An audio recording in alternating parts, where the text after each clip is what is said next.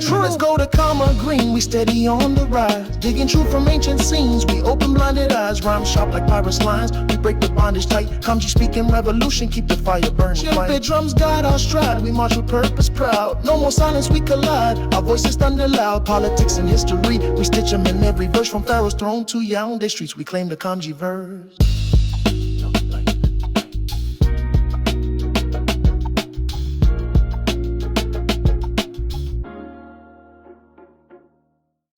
Now you just watch.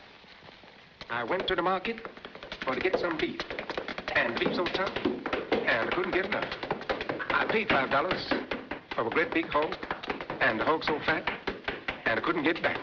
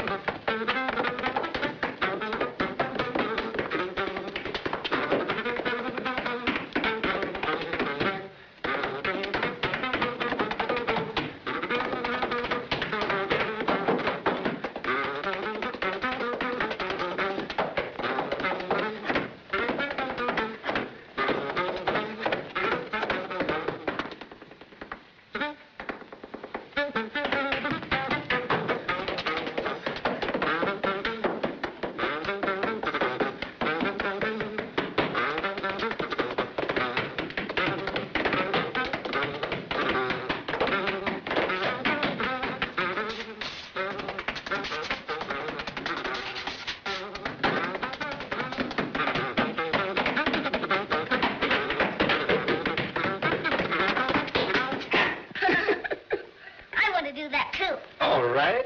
Are you ready? Yep. Come on. Say, you catch on quick. Look out now. Here's your last one.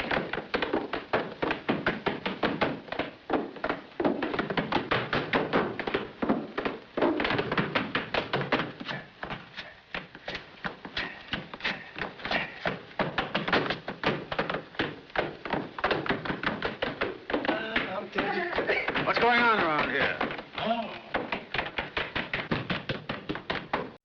Yvette Carnell's latest propaganda. Yvette Carnell is back at it again with her anti-black, anti-African white supremacist propaganda.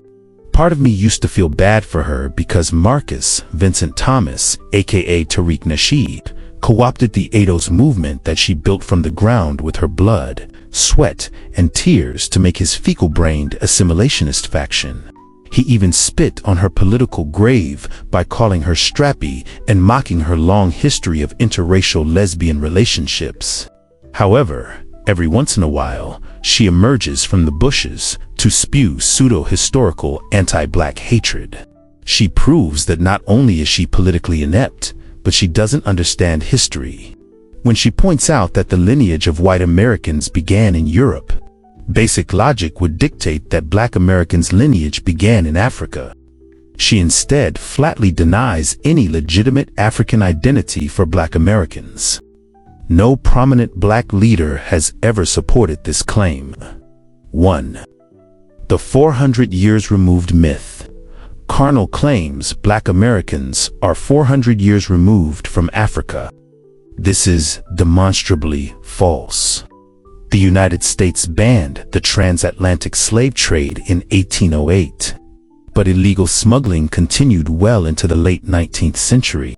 For example, the last known slave ship to reach U.S. shores, the Clotilda, was intercepted off Mobile, Alabama, in 1860. The U.S. Navy continued to seize slavers through at least 1871. Historians also document clandestine smuggling operations persisting into the 1920s. Despite federal and international prohibitions, African-derived spiritual practices and secret societies persisted in the American South into the 1960s, as scholars like Yahi Issa have shown, demonstrating ongoing cultural retention, cultural and religious continuity. The African burial ground in Lower Manhattan, rediscovered in 1991, highlights African funerary traditions carried into colonial New York. Sterling Stuckey's slave culture. Nationalist theory and the Foundations of Black America traces how African rhythms, language patterns, and spiritual rituals shaped Black American communities. 3. 19th century leaders in African heritage. Early Black activists and intellectuals consistently invoked their African roots. Absalom Jones and Richard Allen, founders of the Free African Society in 1787, emphasized communal bonds and religious practices rooted in African traditions. Pan-African pioneers such as Martin Delany, Alexander Crummell, Edward Blyden, and others traced their family lineages back to Mandinka, Yoruba, Igbo, and other West African peoples, and explicitly connected African heritage to political freedom. 4. Selective blame on African elites. Carnell blames the entire African continent for the crimes of a nascent Black capitalist class. Figures like Tipu Tip, who collaborated with European slavers, represented a tiny minority of African societies involved in the trade. The vast majority of African communities resisted or were victimized by European slave traders rather than complicit actors. Conclusion. Carnell's arguments rest on historical distortions and divisive rhetoric. Denying Black Americans' African heritage ignores centuries of continuous cultural, spiritual, and familial ties. Collective blame of the entire continent echoes white supremacist propaganda and undermines Black unity. A fact-based understanding recognizes both the unbroken link between Black Americans and Africa and the diverse experiences within the African diaspora. Only with a solid grounding in history can we build genuine political solidarity and honor the legacy of those who fought to retain their heritage. Let's go to Karma Green, we steady on the rise. Digging truth from ancient scenes, we open blinded eyes. Rhyme sharp like pirates' lines, we break the bondage tight. Kamji speaking revolution, keep the fire burning. The drums guide our stride, we march with purpose proud. No more silence, we collide, our voices thunder loud. Politics and history, we stitch them in every verse. From Pharaoh's throne to Yaoundé streets, we claim the Kamji verse.